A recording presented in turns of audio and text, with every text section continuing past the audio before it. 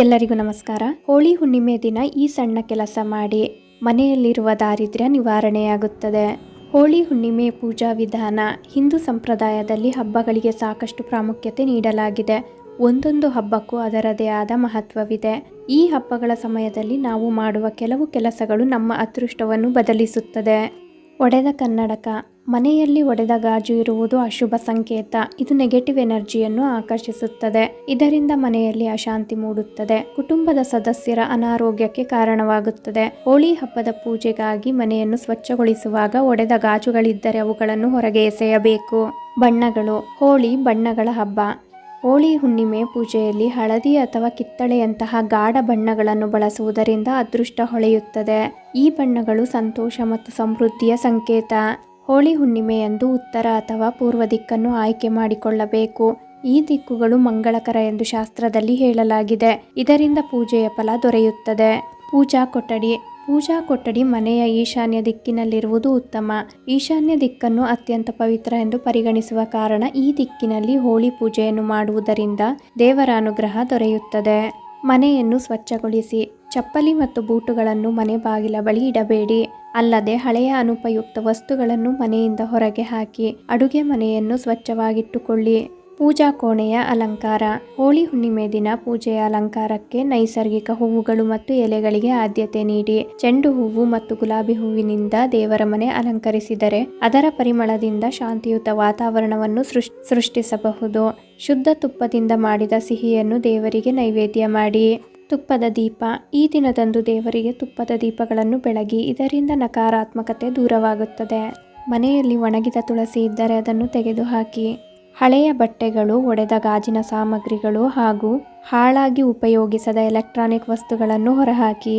ಉದ್ಯೋಗ ಮತ್ತು ವ್ಯವಹಾರದಲ್ಲಿ ಯಶಸ್ಸನ್ನು ಪಡೆಯಲು ಹೋಳಿ ಹುಣ್ಣಿಮೆ ಶುಭ ದಿನವಾಗಿದೆ. ಈ ದಿನ ತೆಂಗಿನಕಾಯಿಯನ್ನು ಮನೆಗೆ ನೀವಾಳಿಸಿ ಅದನ್ನು ಒಡೆದು ಕಾಮದಹನದ ಬೆಂಕಿಯಲ್ಲಿ ಹಾಕಬೇಕು.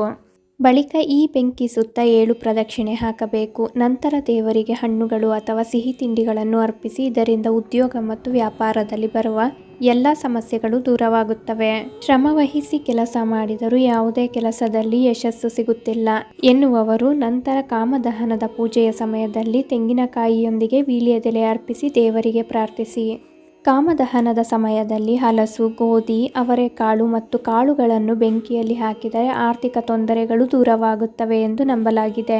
ಅಲ್ಲದೆ ಈ ದಿನ ಶಂಖವನ್ನು ಪೂಜಿಸುವುದರಿಂದ ಆರ್ಥಿಕ ಮುಗ್ಗಟ್ಟು ದೂರವಾಗುತ್ತದೆ. ಧರ್ಮ ಗ್ರಂಥಗಳ ಪ್ರಕಾರ ಹೋಳಿ ಹಬ್ಬವು ಹೋಳಿಕಾ ದಹನದಿಂದ ಪ್ರಾರಂಭವಾಗುತ್ತದೆ. ಕುಟುಂಬದಲ್ಲಿ ಶಾಂತಿ, ಆರ್ಥಿಕ ಸ್ಥಿತಿಯನ್ನು ಬಲಪಡಿಸಲು ಬಯಸಿದರೆ ಶಿವನಿಗೆ ಹಣ್ಣುಗಳು ಮತ್ತು ಸಿಹಿ ತಿಂಡಿಗಳನ್ನು ಪ್ರಸಾದವಾಗಿ ಅರ್ಪಿಸಬೇಕು.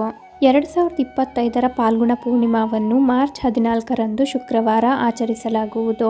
ಪಾಲ್ಗುಣ ಪೂರ್ಣಿಮೆಯ ದಿನದಂದು ಲಕ್ಷ್ಮೀನಾರಾಯಣರನ್ನು ವಿಧಿವಿಧಾನಗಳೊಂದಿಗೆ ಪೂಜಿಸುವ ಸಂಪ್ರದಾಯವಿದೆ. ಈ ದಿನ ಹಳದಿ ಬಣ್ಣದ ಹಣ್ಣುಗಳು, ಹೂವುಗಳು ಮತ್ತು ಬಟ್ಟೆಗಳನ್ನು ವಿಷ್ಣುವಿಗೆ ಅರ್ಪಿಸಬೇಕು ಮತ್ತು ಗುಲಾಬಿ ಅಥವಾ ಕೆಂಪು ಬಣ್ಣದ ಹೂವುಗಳು ಮತ್ತು ಸೌಂದರ್ಯವರ್ಧಕಗಳನ್ನು ಲಕ್ಷ್ಮೀ ದೇವಿಗೆ ಅರ್ಪಿಸಬೇಕು ಎನ್ನುವ ನಿಯಮವಿದೆ.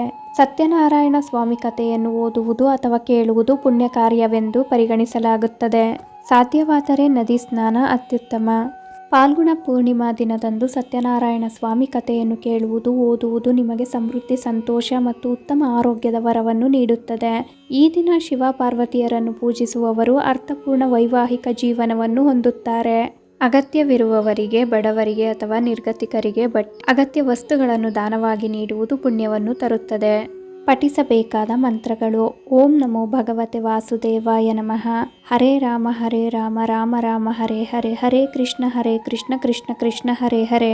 ಓಂ ಶ್ರೀಂ ಹ್ರೀಂ ಶ್ರೀಂ ಮಹಾಲಕ್ಷ್ಮಯೇ ನಮಃ. ಪ್ರತಿ ಹುಣ್ಣಿಮೆಗೆ ತನ್ನದೇ ಆದ ಧಾರ್ಮಿಕ ಮತ್ತು ಆಧ್ಯಾತ್ಮಿಕ ಮಹತ್ವವಿದೆ. ಈ ದಿನದಂದು ಚಂದ್ರನು ಭೂಮಿಗೆ ಹತ್ತಿರ ಬಂದು ತನ್ನ ದಿವ್ಯ ಕಿರಣಗಳನ್ನು ಭಕ್ತರಿಗೆ ನೀಡುತ್ತಾರೆ ಎಂದು ನಂಬಲಾಗಿದೆ. ವೈದಿಕ ಜ್ಯೋತಿಷ್ಯದ ಪ್ರಕಾರ ಚಂದ್ರನ ಬೆಳಕು ಆಧ್ಯಾತ್ಮಿಕ ಮತ್ತು ದೈಹಿಕ ಶಕ್ತಿಯನ್ನು ಹೆಚ್ಚಿಸುತ್ತದೆ. ಇದು ಸಂತೋಷ ಮತ್ತು ಆರೋಗ್ಯಕರ ಜೀವನಕ್ಕೆ ಅವಶ್ಯಕವಾಗಿದೆ. ಹುಣ್ಣಿಮೆಯ ದಿನದಂದು ಸತ್ಯನಾರಾಯಣ ವ್ರತವನ್ನು ಆಚರಿಸುವವರಿಗೆ ವಿಷ್ಣುವು ಆರೋಗ್ಯ, ಸಂಪತ್ತು ಮತ್ತು ಸಮೃದ್ಧಿಯನ್ನು ಅನುಗ್ರಹಿಸುತ್ತಾರೆ. ಮತ್ತು ವಿಶೇಷವಾಗಿ ಸರಿಯಾದ ಜೀವನ ಸಂಗಾತಿಯನ್ನು ಹುಡುಕುತ್ತಿರುವವರು ಅಥವಾ ಶೀಘ್ರದಲ್ಲೇ ಮದುವೆಯಾಗಲು ಬಯಸುವವರು ಈ ವ್ರತವನ್ನು ಆಚರಿಸಬೇಕು ಎಂದು ನಂಬಲಾಗಿದೆ. ಹೋಳಿ ಹುಣ್ಣಿಮೆಯ ಶುಭ ದಿನದಂದು ಯಾವೆಲ್ಲ ಕೆಲಸಗಳನ್ನು ಮಾಡಿದರೂ ಶುಭ ಎಂದು ತಿಳಿಸುತ್ತಾ ನಾನು ಈ ವಿಡಿಯೋನ ಇಲ್ಲಿಗೆ ಎಂಡ್ ಮಾಡ್ತಿದ್ದೀನಿ. ಈ ಮಾಹಿತಿಗಳು ನಿಮ್ಗೆ ಇಷ್ಟ ಆದರೆ ದಯವಿಟ್ಟು ನಮ್ಮ ಚಾನಲ್ಗೆ ಸಬ್ಸ್ಕ್ರೈಬ್ ಆಗಿ, ಲೈಕ್ ಮಾಡಿ, ಶೇರ್ ಮಾಡಿ, ಹಾಗೆ ಕಮೆಂಟ್ ಮಾಡಿ.